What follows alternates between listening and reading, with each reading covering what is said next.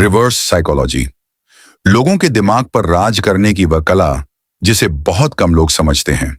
क्या आपने कभी गौर किया है कि कुछ लोग बिना ऊंची आवाज में बोले, बिना धमकी दिए और बिना किसी दबाव के दूसरों से वही काम करवा लेते हैं जो वे चाहते हैं।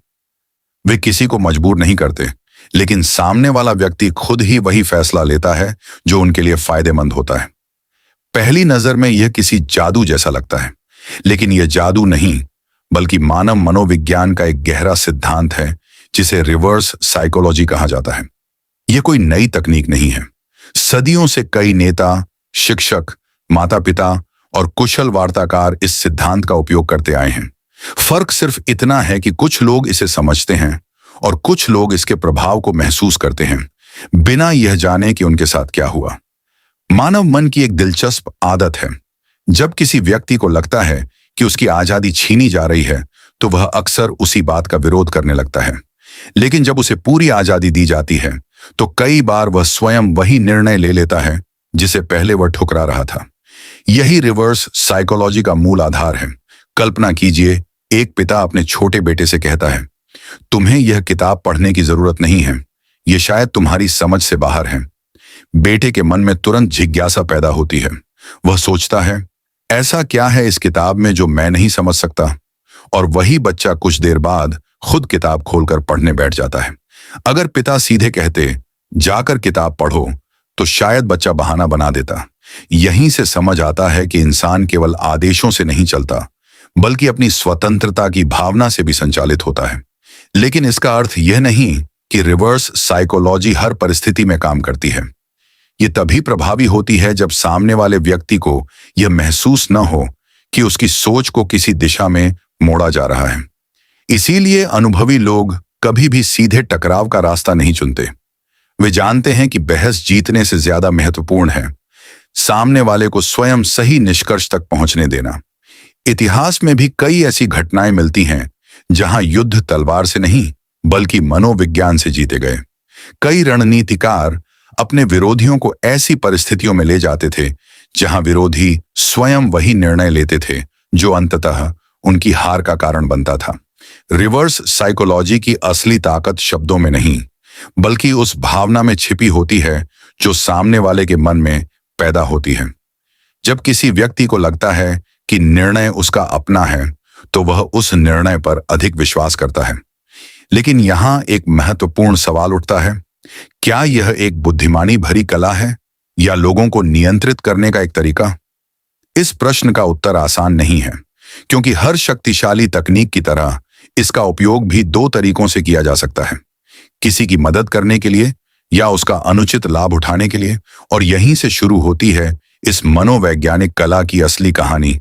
एक छोटे से राज्य में आर्यन नाम का एक बुद्धिमान मंत्री रहता था।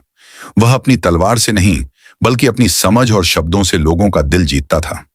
राजा अक्सर उससे पूछता, तुम बिना किसी पर दबाव डाले लोगों से अपनी बात कैसे मनवा लेते हो? आर्यन मुस्कुराकर कहता, महाराज, इंसान को आदेश पसंद नहीं बल्कि अपनी आजादी पसंद होती है। एक दिन राज्य में एक बहुत प्रतिभाशाली मूर्तिकार आया। राजा चाहता था कि वह राजमहल के लिए एक भव्य मूर्ति बनाए, लेकिन वह कलाकार किसी के कहने पर काम नहीं करता था। जितना उसे मनाया जाता वह उतना ही मना कर देता। राजा ने सैनिक भेजे, मंत्रियों को भेजा, यहां तक कि सोने के सिक्कों का लालच भी दिया, लेकिन कलाकार हर बार एक ही जवाब देता, मैं किसी के आदेश पर काम नहीं करता। राजा परेशान हो गया। उसने आर्यन को बुलाया। आर्यन कलाकार के पास गया। उसने न तो कोई इनाम दिया और न ही कोई आदेश।